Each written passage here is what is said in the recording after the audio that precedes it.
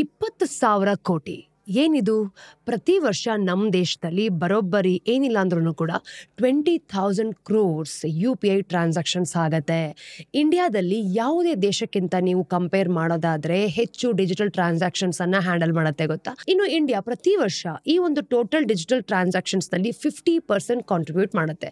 ಆದ್ರೆ ಇಂಟ್ರೆಸ್ಟಿಂಗ್ಲಿ ಗೊತ್ತಾಗೋದೇನು, ಇಂಡಿಯಾದಲ್ಲಿ ಈಗಲೂ ಕೂಡ ಹಲವಾರು ಅಂದ್ರೆ ಬೇರೆ ದೇಶಗಳಿಗೆ, ಈ ಡೆವಲಪ್ಡ್ ಆಗಿರೋ ಕಂಟ್ರೀಸ್ಗಳಿಗೆ ನೀವು ಕಂಪೇರ್ ಮಾಡೋದಾದ್ರೆ ಹೆಚ್ಚು ಕ್ಯಾಶ್ ಕೂಡ ಯೂಸ್ ಆಗತ್ತೆ.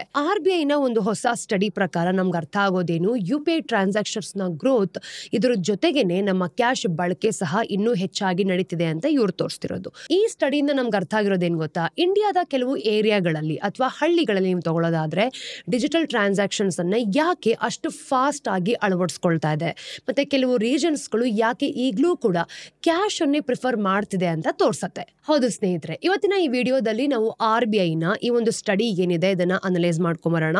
ಮೊದಲಿಗೆ ನಾವು ಅರ್ಥ ಮಾಡ್ಕೊಳ್ಬೇಕಾಗಿರೋದೇನು, ನಮ್ಮ ದೇಶದ ಪೇಮೆಂಟ್ಸ್ ಎನ್ವೈರನ್ಮೆಂಟ್ ಅಂದ್ರೆ ಪರಿಸರ ಯಾವ ರೀತಿ ಇದೆ ಅನ್ನೋದ್ರ ಬಗ್ಗೆ ಡಿಸ್ಕಸ್ ಮಾಡೋಣ. ಇದರಲ್ಲಿ ಡಿಜಿಟಲ್ ಪೇಮೆಂಟ್ಸ್ ಅಂತ ನೀವು ನೋಡೋದಾದ್ರೆ ಹಾಗೆ ನೀವು ಒಂದು ಕ್ಯಾಶ್ ರಿಲೇಷನ್ ಯಾವ ರೀತಿ ಜೊತೆಗೆ ನಡೆಯುತ್ತೆ ಅಂತಾನು ಕೂಡ ಅರ್ಥ ಮಾಡ್ಕೊಳ್ಬೇಕು. ನೋಡಿ, RBI ನ ಒಂದು ರಿಪೋರ್ಟ್ ಇದೆ ಗೊತ್ತಾ, ಇದು ಒಂದು ರೀಜನ್ ಇಂದ ಇನ್ನೊಂದು ರೀಜನ್ಗೆ ಯಾವ ರೀತಿ ಒಂದು ಫೈಂಡಿಂಗ್ಸ್ ಅನ್ನ ಕೊಡುತ್ತೆ ಅನ್ನೋದ್ರ ಬಗ್ಗೆ ಎಕ್ಸ್ಪ್ಲೋರ್ ಮಾಡೋಣ. ಇನ್ನು ಇಂಡಿಯಾದ ಪೇಮೆಂಟ್ಸ್ ಎನ್ವೈರನ್ಮೆಂಟ್ ಯಾವ ರೀತಿ ಇದೆ, ಇದು ಈ ಫ್ಯಾಕ್ಟರ್ಸ್ ಇಂದ ನಮ್ಮ ದೇಶಕ್ಕೆ ಪರಿಣಾಮ ಬೀಳತ್ತಾ ಇಲ್ವಾ ಅನ್ನೋದ್ರ ಬಗ್ಗೆ ಡಿಸ್ಕಸ್ ಮಾಡೋಣ. ಇನ್ನು ವಿಡಿಯೋದ ಕೊನೆಗೆ ಇಂಡಿಯಾದ ಒಂದು ಚೇಂಜಿಂಗ್ ಪೇಮೆಂಟ್ಸ್ ಎನ್ವೈರನ್ಮೆಂಟ್ ನ ಪಾಲಿಸಿ ಮೇಕಿಂಗ್ ಯಾವ ರೀತಿ ಇಂಪ್ಯಾಕ್ಟ್ ಆಗುತ್ತೆ ಅಂತಾನು ಕೂಡ ಅರ್ಥ ಮಾಡ್ಕೊಳ್ಳೋಣ. ಹಾಗಿದ್ರೆ ಇವತ್ತಿನ ಝೀರೋದ ಮಾರ್ಕೆಟ್ಸ್ ನ ದ ಡೈಲಿ ಬ್ರೀಫ್ ಕಾರ್ಯಕ್ರಮವನ್ನ ಶುರು ಮಾಡೋಣ. ನಾನು ನಿಮ್ಮೆಲ್ಲರ ಚಂದನಾ ಗೌಡ. ಮೊದಲಿಗೆ ಇಂಡಿಯಾದ ಪೇಮೆಂಟ್ಸ್ ಎನ್ವೈರನ್ಮೆಂಟ್ ಅಂತ ಬಂದಾಗ ಡಿಜಿಟಲ್ ಪೇಮೆಂಟ್ಸ್ ಅಂತ ಏನ್ ಹೇಳ್ತೀವಿ ಅದು, ಮತ್ತೆ ಕ್ಯಾಶ್ ನ ರಿಲೇಶನ್ಶಿಪ್ ಯಾವ ರೀತಿ ಇರುತ್ತೆ ಅನ್ನೋದನ್ನ ಅರ್ಥ ಮಾಡ್ಕೊಳ್ಳೋಣ. ಒಂದು ಸಿಂಪಲ್ ಪ್ರಶ್ನೆಯಿಂದ ಶುರು ಮಾಡ್ತಾ ಇದೀವಿ. ಯಾವಾಗ ಡಿಜಿಟಲ್ ಪೇಮೆಂಟ್ಸ್ ಹೆಚ್ಚಾಗುತ್ತೋ ಆಗ ಕ್ಯಾಶ್ಗೆ ಏನಾಗತ್ತೆ? ಹೆಚ್ಚಿನ ದೇಶಗಳಲ್ಲಿ ನೀವು ನೋಡೋದಾದ್ರೆ ಉತ್ತರ ತುಂಬಾ ಸಿಂಪಲ್ ಅಲ್ವಾ. ಈಗ ಕ್ಯಾಶ್ ನ ಬಳಕೆ ನಿಧಾನವಾಗಿ ಕಡಿಮೆ ಆಗತ್ತೆ ಅಥವಾ ಬಂದ್ ಆಗ್ಬಿಡತ್ತೆ ಅಂತ ಗೊತ್ತಾಗತ್ತೆ. ಫಾರ್ ಎಕ್ಸಾಂಪಲ್ ಸ್ವೀಡನ್ ಬಗ್ಗೆ ಮಾತಾಡೋಣ. ಅದು ಆಲ್ಮೋಸ್ಟ್ ಏನಾಗಿದೆ, ಕ್ಯಾಶ್ಲೆಸ್ ಕಂಟ್ರಿ ಆಗೋಗಿದೆ. ಅಂದ್ರೆ ಆ ದೇಶದಲ್ಲಿ ಯಾರು ಕೂಡ ಕ್ಯಾಶ್ ಅನ್ನೇ ಯೂಸ್ ಮಾಡಲ್ಲ, ಅಂದ್ರೆ ಪ್ರತಿಯೊಂದು ಡಿಜಿಟಲ್ ಪೇಮೆಂಟ್ಸ್ ಗಳಲ್ಲೇ ಮಾಡ್ತಾರೆ ಅಂತ. ಇನ್ನು ಚೈನಾ ನೀವು ನೋಡೋದಾದ್ರೆ 10 ವರ್ಷಗಳಲ್ಲಿ ಮೊಬೈಲ್ ಪೇಮೆಂಟ್ಸ್ಗೆ ಶಿಫ್ಟ್ ಆಗೋಗಿದೆ. ಇನ್ನು ಸೌತ್ ಕೊರಿಯಾದಲ್ಲೂ ಕೂಡ ಈಗ ಫಿಸಿಕಲ್ ಮನಿ ಅಂದ್ರೆ ಈ ಕ್ಯಾಶ್ ನ ಕೈಲಿ ಹಿಡ್ಕೊಂಡು ಓಡಾಡ್ತಾರೆ ಗೊತ್ತಾ, ಅದರ ಒಂದು ಬಳಕೆನೇ ಇಲ್ಲ ಅಂತ ಹೇಳ್ಬೋದು, ಅಂದ್ರೆ ತುಂಬಾ ಕಡಿಮೆ ಆಗೋಗಿದೆ ಅಂತ. ಆದ್ರೆ ಇಂಡಿಯಾ, ನಮ್ ದೇಶದ ಒಂದು ಸಿಚುವೇಶನ್ ಬೇರೆ. ಕೇವಲ 8 ವರ್ಷಗಳಲ್ಲಿ UPI ಟ್ರಾನ್ಸಾಕ್ಷನ್ 0 ಇಂದ 18,500 crores ತಲುಪಿದೆ. ಆದ್ರೆ ಕ್ಯಾಶ್ ಅನ್ನ ನೀವು ನೋಡೋದಾದ್ರೆ ಈಗ್ಲೂ ಕೂಡ ಯೂಸ್ ಆಗತ್ತೆ ಅಂತ ಹೇಳ್ಬೋದು. ಈಗ ನಮ್ಮ GDP 11% ಈಗ್ಲೂ ಕೂಡ ಕರೆನ್ಸಿ ರೂಪದಲ್ಲಿ ಬಳಕೆ ಆಗ್ತಾ ಇದೆ. ಇನ್ನು ಹಲವಾರು ಅಂದ್ರೆ ಡೆವಲಪ್ಡ್ ಕಂಟ್ರೀಸ್, ಮುಂದುವರೆದ ದೇಶಗಳು ಅಂತ ಏನ್ ಹೇಳ್ತೀವಿ, ಅದರಲ್ಲಿ ಇದರ ಬಳಕೆ ಜಾಸ್ತಿ. ಆದ್ರೆ ಇದರ ಅರ್ಥ ಏನ್ ಗೊತ್ತಾ, ಇಂಡಿಯಾದಲ್ಲಿ UPI ಫೇಲ್ ಆಗಿದೆ ಅಂತಲ್ಲ, ಬದಲಾಗಿ ಇದರಿಂದ ಇಂಡಿಯಾ ತರದ ಈ ಒಂದು ಡೈವರ್ಸ್ ಕಂಟ್ರೀಸ್ ಗಳಂತ ಏನ್ ಹೇಳ್ತೀವಿ, ಅದರಲ್ಲಿ ಈ ಒಂದು ಟೆಕ್ನಾಲಜಿಯ ಒಂದು ಅಡ್ಯಾಪ್ಟೇಷನ್ ಅಂದ್ರೆ ಈ ಒಂದು ಟೆಕ್ನಾಲಜಿ ಏನಿರುತ್ತೆ ಅದನ್ನ ಅಳವಡಿಸ್ಕೊಳ್ಳೋದು ತುಂಬಾ ವಿಭಿನ್ನವಾಗಿರುತ್ತೆ ಅಂತ ಗೊತ್ತಾಗತ್ತೆ. ಈ ಸ್ಟಡಿಗೋಸ್ಕರನೇ RBI ಏನ್ ಮಾಡ್ತು, 2009 ರಿಂದ 2024 ಅಂದ್ರೆ 15 ವರ್ಷಗಳ ಡೇಟಾನ ಅನಲೈಸ್ ಮಾಡಿದೆ. ಇನ್ನು RBI ಇಂಡಿಯಾದ ಪೇಮೆಂಟ್ಸ್ ಎನ್ವೈರನ್ಮೆಂಟ್ ಅಲ್ಲಿ ಏನ್ ನಡೀತಿದೆ ಅಂತ ಅರ್ಥ ಮಾಡ್ಕೊಳ್ಳೋದಕ್ಕೋಸ್ಕರನೇ ಈ ಒಂದು ಅನಾಲಿಟಿಕಲ್ ಟೂಲ್ಸ್ ಗಳನ್ನ ಮಾಡ್ಕೊಂಡಿರೋದು. ಮೊದಲ ಅಪ್ರೋಚ್ ನಲ್ಲಿ ನೀವು ನೋಡೋದಾದ್ರೆ RBI ಏನ್ ಮಾಡ್ತು, ಕ್ಯಾಶ್ ಮತ್ತೆ ಡಿಜಿಟಲ್ ಪೇಮೆಂಟ್ಸ್ ನ ಕನ್ವರ್ಷನ್ ನೀವು ನೋಡೋದಾದ್ರೆ ಅದನ್ನ ಓವರ್ ಟೈಮ್ ಟ್ರ್ಯಾಕ್ ಮಾಡಿರೋದು. ಈ ಅಪ್ರೋಚ್ ನಿಂದ ನಮ್ಗೆ ಏನ್ ಅರ್ಥ ಆಗುತ್ತೆ ಗೊತ್ತಾ, UPI ನ ಒಂದ್ ಕಡೆ ತಗೊಳ್ಳಿ, ಹಾಗೆ ಕ್ಯಾಶ್ ಯೂಸೇಜ್ ನ ನಾವು ತಗೊಂಡಾಗ ಈ ಒಂದು ಹಣನ ಬಳಕೆ ಮಾಡೋದು UPI ನಿಂದ ಕಡಿಮೆ ಆಗತ್ತೆ ಅಂತ. ಆದ್ರೆ ಇದು ಕ್ಯಾಶ್ ನ ರಿಪ್ಲೇಸ್ಮೆಂಟ್ ಅಲ್ಲ ಅಂತ ಅರ್ಥ ಆಗಿರೋದು. ನಮ್ಮ ಇಂಡಿಯಾದಲ್ಲಿ ಕ್ಯಾಶ್ ಅಂದ್ರೆ ಈ ಹಣದ ಬಳಕೆ ಏನಿರುತ್ತೆ ಅದು ಮತ್ತೆ ಡಿಜಿಟಲ್ ಪೇಮೆಂಟ್ಸ್ ಎರಡೂ ಕೂಡ ಒಟ್ಟಿಗೆ ಎಕ್ಸಿಟ್ ಆಗ್ತಾ ಇದೆ. ಅಂದ್ರೆ ಪ್ರತಿಯೊಬ್ಬರು ಕೂಡ ಎರಡನ್ನು ಈಕ್ವಲ್ ಆಗಿ ಯೂಸ್ ಮಾಡ್ತಿದ್ದಾರೆ. ಎರಡನೇ ಅಪ್ರೋಚ್ ನಲ್ಲಿ ನೀವು ನೋಡೋದಾದ್ರೆ RBI ಬೇರೆ ಬೇರೆ ಈ ರಾಜ್ಯಗಳನ್ನ ಅಂದ್ರೆ ಅಲ್ಲಿ ಸ್ಟಡಿ ಮಾಡ್ಕೊಂಡು ಯಾವ ರೀತಿ ಒಂದು ಅಪ್ರೋಚ್ ನ ತಗೊಂಡ್ ಬಂದಿದೆ ಅನ್ನೋದನ್ನ ಇಲ್ಲಿ ತೋರ್ಸತ್ತೆ. ಫಾರ್ ಎಕ್ಸಾಂಪಲ್ ಗೋವಾ ವಿಷಯಕ್ಕೆ ಬಂದ್ರೆ ಈ ಒಂದು ರಾಜ್ಯದಲ್ಲಿ ಇಂಡಿಯಾದ ಬೇರೆ ಯಾವುದೇ ರಾಜ್ಯಕ್ಕಿಂತ ಹೆಚ್ಚು ಕ್ಯಾಶ್ ಯೂಸ್ ಆಗತ್ತೆ ಅಂತ ಗೊತ್ತಾಗತ್ತೆ. ಗೋವಾ, ಡೆಲ್ಲಿ ಮತ್ತೆ ಚಂಡೀಗಢ್ ಇಂಡಿಯಾದ ಟಾಪ್ 3 ಕ್ಯಾಶ್ ಯೂಸರ್ಸ್ ಅಂತ ಹೇಳ್ಬೋದು. ಯಾಕೆ ಹೀಗೆ ಅಂತ ಅಂದ್ರೆ ಗೋವಾ ಕೇಸ್ನಲ್ಲಿ ನಿಮ್ಗೆ ಗೊತ್ತು ಟೂರಿಸಂ ಜಾಸ್ತಿ, ಹಾಗೆ ಪ್ರತಿಯೊಬ್ರು ಕೂಡ ಅಲ್ಲಿ ಟೂರಿಸ್ಟ್ ಆಗಿ ಹೋಗ್ತಾರೆ ಅಂತ ಅಂದ್ರೆ ಎಲ್ಲಾ ಕಡೆನೂ UPI ಟ್ರಾನ್ಸಾಕ್ಷನ್ಸ್ ನಡೆಯೋದಕ್ಕಾಗಲ್ಲ. ಅದಕ್ಕೆ ಅವ್ರು ಏನ್ ಮಾಡ್ತಾರೆ, ಕ್ಯಾಶ್ ನ ಫ್ಲೋ ಜನರೇಟ್ ಮಾಡೋ ರೀತಿ ಇಟ್ಕೊಂಡಿರ್ತಾರೆ. ಇನ್ನು ಡೆಲ್ಲಿನ ನೀವು ನೋಡೋದಾದ್ರೆ ಮಾಸಿವ್ ಇನ್ಫಾರ್ಮಲ್ ಎಕನಾಮಿ ಕೂಡ ಇಲ್ಲಿ ಜಾಸ್ತಿ ಕ್ಯಾಶ್ ಅನ್ನ ಯೂಸ್ ಮಾಡೋ ಹಾಗೆ ಮಾಡತ್ತೆ. ಇನ್ನು ಈ ಏರಿಯಾಸ್ ಕಡಿಮೆ ಡೆವಲಪ್ಡ್ ಆಗಿದೆ ಅಂತಲ್ಲ, ನೀವು ನೋಡೋದಾದ್ರೆ ನಮ್ಮ ದೇಶದಲ್ಲಿ ಈ 3 ರಾಜ್ಯಗಳನ್ನ ನೀವು ನೋಡಿದ್ರೆ ತುಂಬಾ ಡೆವಲಪ್ಡ್ ಆಗಿದೆ, ಅಂದ್ರೆ ಮುಂದುವರೆದಿದೆ. ಈ ಏರಿಯಾಸ್ ಗಳಿಂದ ನಮ್ಗೆ ಅರ್ಥ ಆಗೋದೇನು, ಕ್ಯಾಶ್ಗೆ ಬೇರೆ ಎಕನಾಮಿಕ್ ಪರ್ಪಸ್ ಇದೆ ಅನ್ನೋದು ಇಲ್ಲಿ ಗೊತ್ತಾಗತ್ತೆ. ಈಗ UPI ವಿಷಯಕ್ಕೆ ಬಂದ್ರೆ ತೆಲಂಗಾಣ, ಕರ್ನಾಟಕ ಮತ್ತೆ ಆಂಧ್ರ ಪ್ರದೇಶ ಟಾಪ್ 3 UPI ನ ಯೂಸ್ ಮಾಡುವಂತಹ ರಾಜ್ಯಗಳು ಅಂತ ಗೊತ್ತಾಗತ್ತೆ. ಇನ್ನು ಈ ಒಂದು ರಾಜ್ಯಗಳಲ್ಲಿ ಬೆಂಗಳೂರು ಮತ್ತೆ ಹೈದರಾಬಾದ್ ತರದ ಒಂದು ರೀಜನ್ಸ್ ಗಳನ್ನ ನೀವು ನೋಡೋದಾದ್ರೆ ಡಿಜಿಟಲ್ ಪೇಮೆಂಟ್ಸ್ ಕಲ್ಚರ್ ಏನಿದೆ ಅಲ್ವಾ, ಅದು ತುಂಬಾನೇ ಸ್ಟ್ರಾಂಗ್ ಆಗಿದೆ. ಇಂಟ್ರೆಸ್ಟಿಂಗ್ಲಿ ಯಾವ ರಾಜ್ಯದಲ್ಲಿ ಅತಿ ಹೆಚ್ಚು ಕ್ಯಾಶ್ ಅನ್ನ ಯೂಸ್ ಮಾಡ್ಕೊಳ್ತಾರೋ ಆ ಏರಿಯಾದಲ್ಲಿ UPI ನ ಅಳವಡಿಸ್ಕೊಳ್ಳೋದ್ರಿಂದ ಕ್ಯಾಶ್ ಯೂಸೇಜ್ ನ ನೀವು ನೋಡೋದಾದ್ರೆ ಅತಿ ದೊಡ್ಡ ಡ್ರಾಪ್ ಕೂಡ ಬರುತ್ತೆ, ಅಂದ್ರೆ ಕಡಿಮೆ ಆಗತ್ತೆ ಅಂತ. ಈ ಏರಿಯಾಸ್ ನ ನೀವು ನೋಡೋದಾದ್ರೆ ಯಾರು ಕೂಡ ಚೇಂಜ್ ಆಗೋದನ್ನ ಅಂದ್ರೆ ತಡೆದಿಲ್ಲ, ಅಪೋಸ್ ಮಾಡಿಲ್ಲ. ಅದಕ್ಕೋಸ್ಕರ ಯಾವಾಗ ಚೇಂಜ್ ಬರುತ್ತೋ ಅದನ್ನ ಒಪ್ಕೊಳ್ಳೋದ್ರಿಂದ ಈ ಚೇಂಜ್ ಬಹಳ ದೊಡ್ಡದಾಗಿರತ್ತೆ. ಈ ರಿಸರ್ಚ್ ಅನ್ನ ನೀವು ಒಮ್ಮೆ ನೋಡ್ಕೊಂಡ್ ಬಂದ್ರೆ ಎಕನಾಮಿಸ್ಟ್ ಹೇಳೋ ಪ್ರಕಾರ ಏನ್ ಅರ್ಥ ಆಗತ್ತೆ ಗೊತ್ತಾ, ಅವರು ರಿವೀಲ್ ಮಾಡಿದ್ದಾರೆ.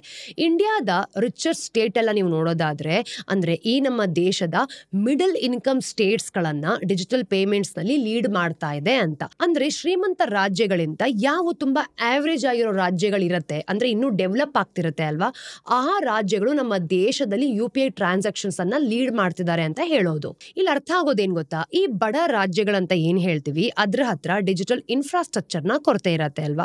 ಇನ್ನು ಶ್ರೀಮಂತ ರಾಜ್ಯಗಳಲ್ಲಿ ಡಿಜಿಟಲ್ ಟ್ರಾನ್ಸಾಕ್ಷನ್ಸ್ ಈಗಾಗಲೇ ಎಲ್ಲರೂ ಕೂಡ ಒಪ್ಕೊಂಡ್ಬಿಟ್ಟಿದ್ದಾರೆ. ಆದ್ರೆ ಮಿಡಲ್ ಇನ್ಕಮ್ ಸ್ಟೇಟ್ಸ್ ಅಂತ ಹೇಳ್ತೀವಿ, ಅಂದ್ರೆ ಈ ಒಂದು ಕಡಿಮೆ ಆವರೇಜ್ ಅಲ್ಲಿರುವಂತಹ ರಾಜ್ಯಗಳು UPI ಅಡಾಪ್ಟೇಷನ್ ಏನಿದೆ ಅದು ಮತ್ತೆ ಕ್ಯಾಶ್ ರಿಪ್ಲೇಸ್ಮೆಂಟ್ ಆಗ್ತಾ ಇದೆ ಅನ್ನೋದನ್ನ ತೋರಿಸ್ತಿರೋದು. ಅದಕ್ಕೋಸ್ಕರ ಈ ಮಿಡಲ್ ಇನ್ಕಮ್ ಸ್ಟೇಟ್ಸ್ ನಲ್ಲಿ UPI ಗ್ರೋತ್ ಅನ್ನ ನೀವು ನೋಡೋದಾದ್ರೆ ಒಂದು ಸ್ಟೆಪ್ ಜಾಸ್ತಿ ಇರುತ್ತೆ. ಈ ರಾಜ್ಯಗಳಲ್ಲಿ UPI ಯೂಸೇಜ್ ನಲ್ಲಿ 1% ಗ್ರೋತ್ ನಿಂದ ಕ್ಯಾಶ್ ಡಿಮ್ಯಾಂಡ್ ನ ನೀವು ನೋಡೋದಾದ್ರೆ 0.22% ನಷ್ಟು ಫಾಲ್ ಅಂದ್ರೆ ಇಳಿತ ಬರ್ತಾ ಇರುತ್ತೆ. ಇನ್ನು ಈ ಶ್ರೀಮಂತ ರಾಜ್ಯಗಳಲ್ಲಿ ನೀವು ನೋಡೋದಾದ್ರೆ UPI ಯೂಸೇಜ್ ನಲ್ಲಿ ಒಂದೇ ಚೇಂಜ್ ಇರುತ್ತೆ, ಕ್ಯಾಶ್ ಡಿಮ್ಯಾಂಡ್ ನಲ್ಲಿ ಕೇವಲ 0.08% ಅಷ್ಟು ಇಳಿತ ಬರುತ್ತೆ ಅಷ್ಟೇ. ಇನ್ನು ಈ ಬಡ ರಾಜ್ಯಗಳಲ್ಲಿ UPI ಯೂಸೇಜ್ ನೀವು ನೋಡೋದಾದ್ರೆ 1% ಹೆಚ್ಚಾಗೋದ್ರಿಂದ ಕ್ಯಾಶ್ ಡಿಮ್ಯಾಂಡ್ ನಲ್ಲಿ 0.15% ಈ ಒಂದು ಇಳಿತವನ್ನ ನೀವು ನೋಡಬಹುದು. ಹಾಗಿದ್ರೆ ಯಾಕೆ ಹೀಗೆ ಸಿಚುವೇಶನ್ ಬಂದಿದೆ, ಯಾಕೆ ಅಂತಂದ್ರೆ ಬಡ ರಾಜ್ಯಗಳಲ್ಲಿ ಈಗಲೂ ಕೂಡ ATMs ಮೇಲೆ ಮತ್ತೆ ಬ್ಯಾಂಕ್ ಬ್ರಾಂಚ್ ಮೇಲೆ ಪ್ರತಿಯೊಬ್ರು ಕೂಡ ಡಿಪೆಂಡ್ ಆಗಿದ್ದಾರೆ. ಜನರಿಗೆ ಹಣನ ಆಕ್ಸೆಸ್ ಮಾಡಬೇಕು ಅಂತಂದ್ರೆ ಯಾವ್ದಾದ್ರೂ ಒಂದು ಔಟ್ಲೆಟ್ಸ್ ನ ಅಥವಾ ಲೊಕೇಶನ್ ನ ಅವಶ್ಯಕತೆ ಇರುತ್ತೆ. ನಾನ್ ಹೇಳ್ದ ಹಾಗೆ ಈಗ ಶ್ರೀಮಂತ ರಾಜ್ಯಗಳಲ್ಲಿ ಈಗಾಗಲೇ ಡಿಜಿಟಲ್ ಪೇಮೆಂಟ್ಸ್ ನ ಎಲ್ಲರೂ ಕೂಡ ಒಪ್ಕೊಂಡಿದ್ದಾರೆ. ಇನ್ನು ಮಿಡಲ್ ಇನ್ಕಮ್ ಸ್ಟೇಟ್ಸ್ ಗಳಲ್ಲಿ ಸ್ಮಾರ್ಟ್ ಫೋನ್ಸ್ ಮತ್ತೆ ಇಂಟರ್ನೆಟ್ ಆಕ್ಸೆಸ್ ನಿಂದ UPI ಯೂಸ್ ಅಂತ ನೀವು ನೋಡೋದಾದ್ರೆ ಅದರಲ್ಲೂ ಕೂಡ ಗ್ರೋತ್ ಬಂದಿದೆ. ಇನ್ನು UPI ಮಿಡಲ್ ಇನ್ಕಮ್ ರಾಜ್ಯಗಳಿಗೆ ಕ್ಯಾಶ್ ನ ಮೊದಲ ರಿಪ್ಲೇಸ್ಮೆಂಟ್ ಆಗಿರೋದು. ಈಗ ಎಕ್ಸಾಂಪಲ್ ಅಲ್ಲಿ ನೋಡೋಣ, ನಾವು ಪ್ರತಿಯೊಬ್ಬರೂ ಕೂಡ ಕ್ಯಾಶ್ ನ ಪರ್ಸಲ್ ಇಟ್ಕೊಳ್ಳೋದಕ್ಕಿಂತ ಹೆಚ್ಚಾಗಿ ಜಾಸ್ತಿ UPI ಮೇಲೆ ಡಿಪೆಂಡ್ ಆಗಿದ್ದೀವಿ ಅಲ್ವಾ. ಆ ಎಕ್ಸಾಂಪಲ್ ನ ಇಲ್ಲಿ ತೋರಿಸ್ತಿರೋದು. ಈ ಸ್ಟಡಿ ಪ್ರಕಾರ ಕ್ಯಾಶ್ ಮತ್ತೆ ಡಿಜಿಟಲ್ ಪೇಮೆಂಟ್ಸ್ ನ ಚಾಯ್ಸ್ ನಲ್ಲಿ ಜಾಬ್ಸ್ ನ ಇಂಪ್ಯಾಕ್ಟ್ ಕೂಡ ತೋರಿಸ್ತಿದೆ. ಸ್ಟಡಿಯಿಂದ ಅರ್ಥ ಆಗೋದೇನು, ಯಾವ ರಾಜ್ಯಗಳಲ್ಲಿ ಹೆಚ್ಚಾಗಿ ಒಂದು ಫಾರ್ಮಲ್ ಜಾಬ್ಸ್ ಇದೆಯೋ ಅಲ್ಲಿ ಕ್ಯಾಶ್ ನ ಯೂಸ್ ಕಡಿಮೆ ಆಗತ್ತೆ. ಮತ್ತೆ ಹೀಗಾಗೋದ್ರಿಂದ ಆಬ್ವಿಯಸ್ ಆಗಿ ಅರ್ಥ ಆಗೋದೇನು, ಫಾರ್ಮಲ್ ಜಾಬ್ಸ್ ನಲ್ಲಿ ಜನರಿಗೆ ಸ್ಯಾಲರೀಸ್ ನ ನೀವು ನೋಡೋದಾದ್ರೆ ಬ್ಯಾಂಕ್ ಅಕೌಂಟ್ಸ್ ಗಳಲ್ಲಿ ಸಿಗತ್ತೆ. ಪ್ರತಿಯೊಬ್ರು ಕೂಡ ಅಂದ್ರೆ ಸ್ಯಾಲರಿಡ್ ಡೇಟ್ ಗೆನೆ ವೇಟ್ ಮಾಡ್ತಿರ್ತೀವಿ ಅಲ್ವಾ. ಈಗ ಜನರ ಹತ್ರ ನಾವು ನೋಡೋದಾದ್ರೆ ಹೆಚ್ಚಾಗಿ ಒಂದು ಫೋನ್ ಇರತ್ತೆ ಅಷ್ಟೇ. ಅದರಿಂದ ಅವ್ರು ಏನ್ ಮಾಡ್ತಾರೆ, ತಮ್ಮ ಬ್ಯಾಂಕ್ ಅಕೌಂಟ್ ಜೊತೆಗೆ ಕನೆಕ್ಟ್ ಮಾಡ್ಕೊಂಡಿರ್ತಾರೆ. ಈ ಬ್ಯಾಂಕ್ ಜೊತೆ ಕನೆಕ್ಟ್ ಆಗಿರೋದ್ರಿಂದ ಈ ಡಿಜಿಟಲ್ ಟ್ರಾನ್ಸಾಕ್ಷನ್ಸ್ ಯೂಸ್ ಮಾಡ್ಕೊಳ್ಳೋದಕ್ಕೂ ಸಹ ತುಂಬಾ ಕಂಫರ್ಟಬಲ್ ಆಗಿರುತ್ತೆ. ಯಾಕೆ ಅಂತಂದ್ರೆ ಅವ್ರಿಗೆ ಅವರ ಹಣ ಸೇಮ್ ಸಿಸ್ಟಮ್ ನಿಂದ ಸಿಗತ್ತೆ, ಅದಕ್ಕೋಸ್ಕರನೇ. ಸೊ ಇದರಿಂದ ಜನರಲ್ಲಿ ಏನಾಗುತ್ತೆ ಗೊತ್ತಾ, ಡಿಜಿಟಲ್ ಟ್ರಾನ್ಸಾಕ್ಷನ್ಸ್ ಮೇಲೆ ಒಂದು ನಂಬಿಕೆ ಬಿಲ್ಡ್ ಆಗತ್ತೆ.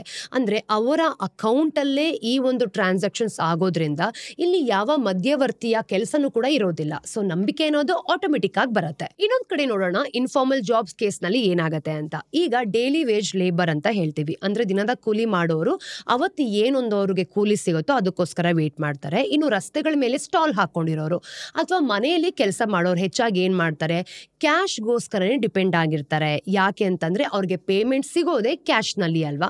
ಅವರ ಪೂರ್ತಿ ಫೈನಾನ್ಷಿಯಲ್ ಲೈಫ್ ನ ನೀವು ನೋಡೋದಾದ್ರೆ ಫಿಸಿಕಲ್ ಕ್ಯಾಶ್ ಅಂದ್ರೆ ಈ ಒಂದು ಹಣಕಾಸಿನ ಸುತ್ತನೇ ಸುತ್ತಾ ಇರತ್ತೆ. ಈ ಚಾಯ್ಸ್ ಅನ್ನ ಜನರ ಎಜುಕೇಶನ್ಗೆ ಇಂಪ್ಯಾಕ್ಟ್ ಆಗತ್ತೆ ಅಂತ ಹೇಳ್ಬೋದು.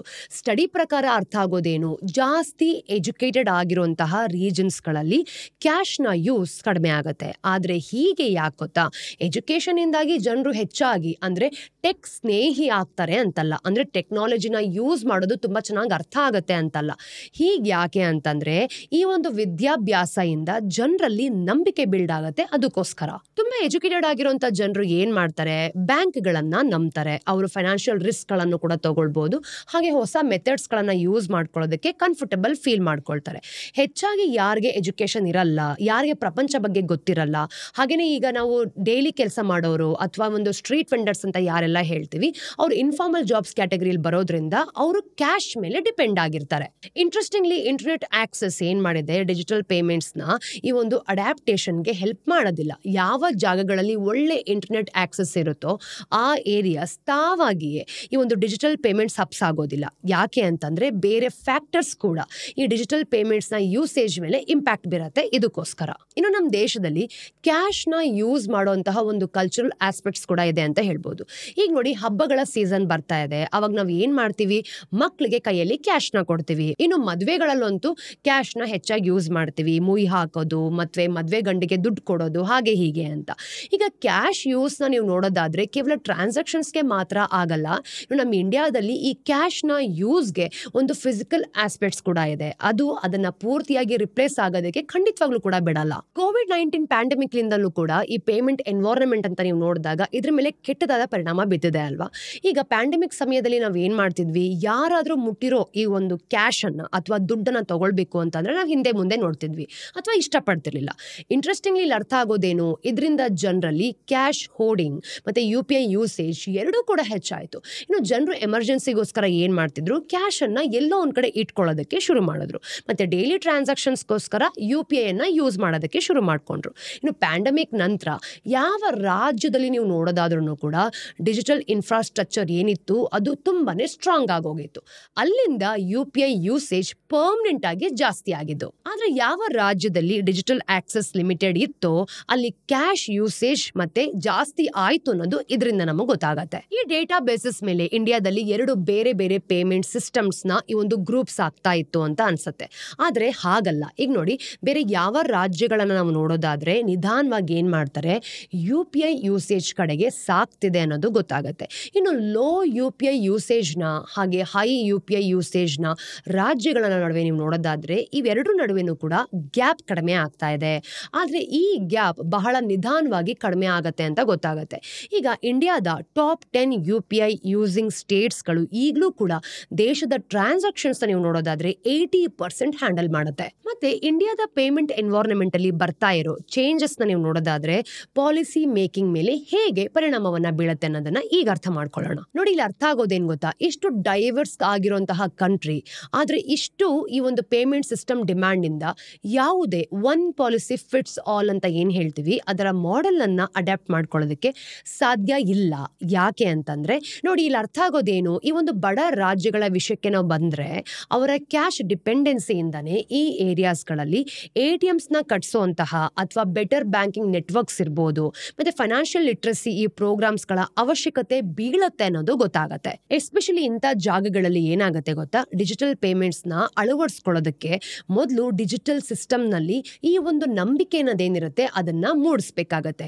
ಇಲ್ಲ ಅಂತಂದ್ರೆ ಜನರು ಮುಂದೆ ಬಂದು ಇಂತಹ ಒಂದು ಸಿಸ್ಟಮ್ಗೆ ತಮ್ಮನ್ನ ತಾವು ಯಾರು ಕೂಡ ಅಳವಡಿಸ್ಕೊಳ್ಳಲ್ಲ. ಇನ್ನು ಮಿಡಲ್ ಇನ್ಕಮ್ ರಾಜ್ಯಗಳಲ್ಲಿ ನೀವು ನೋಡೋದಾದ್ರೆ ಆಲ್ರೆಡಿ ಈ ಒಂದು UPI ಯೂಸೇಜ್ ಏನಿದೆ ಅದನ್ನ ಅಕ್ಸೆಪ್ಟ್ ಮಾಡ್ಕೊಂಡಿದೀವಿ, ಹಾಗೆ ಗ್ರೋತ್ ಸಹ ಬರ್ತಿದೆ ಅಂತ ನಾನ್ ನಿಮ್ಗೆ ಹೇಳ್ದೆ.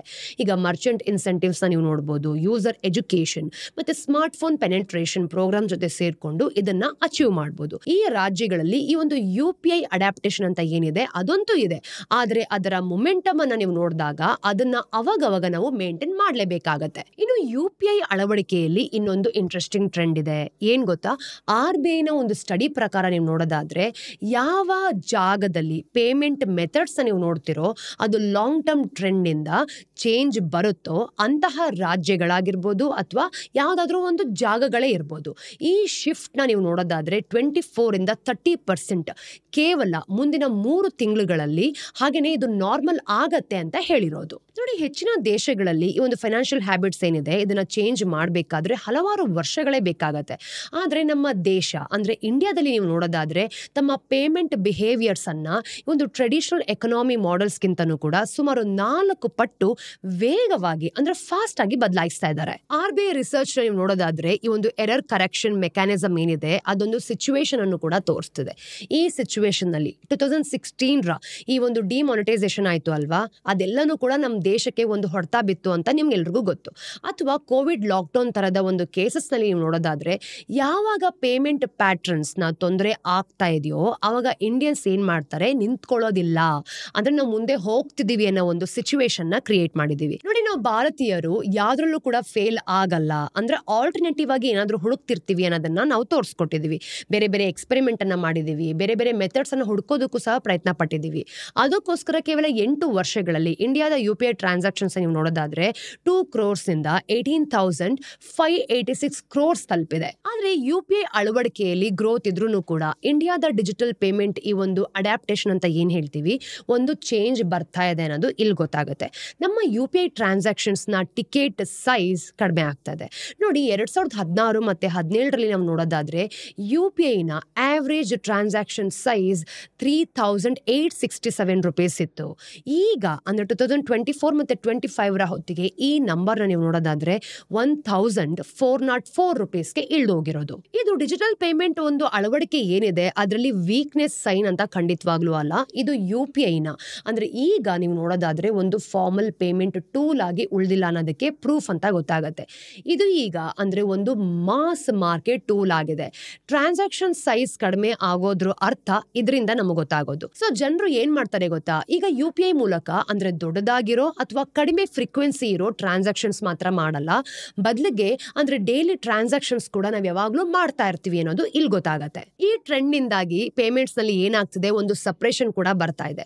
ಈಗ 500 ರೂಪಾಯಿಗಳಿಗಿಂತ ಕಡಿಮೆ ಟ್ರಾನ್ಸಾಕ್ಷನ್ಸ್ ನಲ್ಲಿ ನೋಡೋದಾದ್ರೆ UPI ಲೀಡ್ ಮಾಡ್ತಾ ಇದೆ ಅಲ್ವಾ. ಅಂದ್ರೆ 10 ರೂಪಾಯಿ 20 ರೂಪಾಯಿ ಏನೇ ಆದ್ರೂ ಕೂಡ ನಾವು ಕ್ಯಾಶ್ ನ ಯೂಸ್ ಮಾಡಲ್ಲ, ಬದಲಿಗೆ UPI ನ ಯೂಸ್ ಮಾಡ್ತೀವಿ. ಅಂದ್ರೆ ನೀವೇ ಅರ್ಥ ಮಾಡ್ಕೊಳ್ಳಿ, UPI ಯೂಸ್ ಏನಿದೆ ಅದು ಬಲ್ಕ್ ಆಗಿ ಕಸ್ಟಮರ್ ಟು ಮರ್ಚೆಂಟ್ ಸೆಗ್ಮೆಂಟ್ಸ್ ನಲ್ಲಿ ಆಗ್ತಾ ಇದೆ. ಅಂದ್ರೆ ಎಮರ್ಜೆನ್ಸಿ ಸಿಚುವೇಶನ್ ಇಂದ ಹಿಡಿದು higher value transactions, cultural transactions, ನೀವು ಏನೇ ನೋಡಿ ಎಲ್ಲದರಲ್ಲೂ ಕೂಡ ಕ್ಯಾಶ್ ಬದಲಿಗೆ UPI ಡಾಮಿನೇಟ್ ಮಾಡ್ತಾ ಇದೆ. ಅಂದ್ರೆ ಏನ್ ಗೊತ್ತಾ, ವೆರಿ ಸಿಂಪಲ್. ಈ ಟಿಕೆಟ್ ಸೈಜ್ ಕಡಿಮೆ ಆಗತ್ತೆ ಅಂತಲ್ಲ, UPI ಈಗ ನಮ್ಮಂತ ಕಾಮನ್ ಪಬ್ಲಿಕ್ ಗೆ ಯೂಸ್ ಆಗ್ತಾ ಇದೆ ಅನ್ನೋದನ್ನ ತೋರ್ಸತ್ತೆ. ಇಂಡಿಯಾದ ಕಾಮನ್ ಮ್ಯಾನ್ ಕೂಡ ಈಗ UPI ಅನ್ನ ತನ್ನ ಡೈಲಿ ಲೈಫ್ ಅಲ್ಲಿ ಯೂಸ್ ಮಾಡ್ತಿದ್ದಾನೆ. ನೀವು ಯಾವ್ದಾದ್ರು ಹಳ್ಳಿಗಳಿಗೆ ಹೋಗಿ ಅಥವಾ ಸ್ಟ್ರೀಟ್ ಅಲ್ಲಿ ಈ ಒಂದು ಶಾಪ್ಸ್ ಗಳು ಹಾಕಿರೋರು ನೋಡಿ, ಪ್ರತಿಯೊಬ್ರು ಕೂಡ UPI ನ ಈಗ ಟ್ರಾನ್ಸಾಕ್ಷನ್ಸ್ ನಲ್ಲಿ ಸ್ಪೆಷಲೈಸ್ ಮಾಡ್ಕೊಳ್ತಿದ್ದಾರೆ. ಈಗ ರಿಪ್ಲೇಸ್ಮೆಂಟ್ ಅನ್ನ ನೀವು ನೋಡೋದಾದ್ರೆ ಸ್ಪೆಷಲೈಸೇಷನ್ ಜಾಸ್ತಿ ಆಗಿದೆ ಅನ್ನೋದು ಗೊತ್ತಾಗತ್ತೆ. ಅಂದ್ರೆ ಕ್ಯಾಶ್ ಗಿಂತ ಹೆಚ್ಚಾಗಿ ನೀವು ನೋಡೋದಾದ್ರೆ UPI ಅಂದ್ರೆ ರಿಲೇಟಿವ್ ಟರ್ಮ್ಸ್ ನಲ್ಲಿ ಹೆಚ್ಚು ಫಾಸ್ಟ್ ಆಗಿ ಹೋಗುತ್ತೆ ಅನ್ನೋದು ಇಲ್ಲಿ ಅರ್ಥ ಆಗತ್ತೆ. ಇನ್ನು ನಮ್ಮ ದೇಶದ ಪೇಮೆಂಟ್ ಎನ್ವೈರನ್ಮೆಂಟ್ ನೀವು ನೋಡೋದಾದ್ರೆ ತುಂಬಾ ಫಾಸ್ಟ್ ಆಗಿ ಬದಲಾಗ್ತಿದೆ ಅಲ್ವಾ. ಒಂದು ಕಡೆ UPI ನ ಯೂಸೇಜ್ ಹೆಚ್ಚಾಗ್ತಿದೆ, ಇನ್ನೊಂದು ಕಡೆ ಕ್ಯಾಶ್ ನ ಯೂಸೇಜ್ ಏನಿದೆ ಅದು ಕೂಡ ಬದಲಾಗ್ತಿದೆ, ಹಾಗೆ ಜಾಸ್ತಿ ಆಗ್ತಿದೆ. ಈ ಡೀಟೇಲ್ಡ್ ಆದ ಸ್ಟಡಿ ಕೇಳಿದ್ಮೇಲೆ ನಿಮ್ಗೆ ಏನಿಸ್ತಿದೆ, UPI ಇಂಡಿಯಾದಲ್ಲಿ ಕ್ಯಾಶ್ ಅನ್ನ ಪೂರ್ತಿಯಾಗಿ ರಿಪ್ಲೇಸ್ ಮಾಡಬಹುದಾ ಅಥವಾ ಇಂಡಿಯಾ ಎಂದಿಗೂ ಕೂಡ ಪೂರ್ತಿಯಾಗಿ ಕ್ಯಾಶ್ಲೆಸ್ ಆಗೋದಕ್ಕೆ ಸಾಧ್ಯನೇ ಇಲ್ವಾ? ನಿಮ್ಮ ವ್ಯೂಸ್ ಮತ್ತೆ ಒಪಿನಿಯನ್ಸ್ ಏನು ಅನ್ನೋದನ್ನ ಕಮೆಂಟ್ ಸೆಕ್ಷನ್ ಅಲ್ಲಿ ತಿಳಿಸಿ. ಹಾಗೆ ಮುಂದೆ ಯಾವ ಟಾಪಿಕ್ ಬಗ್ಗೆ ವಿಡಿಯೋ ಬೇಕು ಅನ್ನೋದನ್ನು ಕೂಡ ನೀವು ನಮಗೆ ತಿಳಿಸ್ಕೊಡ್ಬೋದು. ಮತ್ತಷ್ಟು ಇನ್ಫಾರ್ಮೇಟಿವ್ ವಿಡಿಯೋಸ್ ಒಂದಿಗೆ ನಾನು ನಿಮಗೆ ಮುಂದಿನ ಒಂದು ಸೆಗ್ಮೆಂಟ್ ಅಲ್ಲಿ ಸಿಗ್ತೀನಿ. ಅಲ್ಲಿ ತನಕ ಟೇಕ್ ಕೇರ್. ನಾನು ನಿಮ್ಮ ಚಂದನ, ಸೈನಿಂಗ್ ಆಫ್.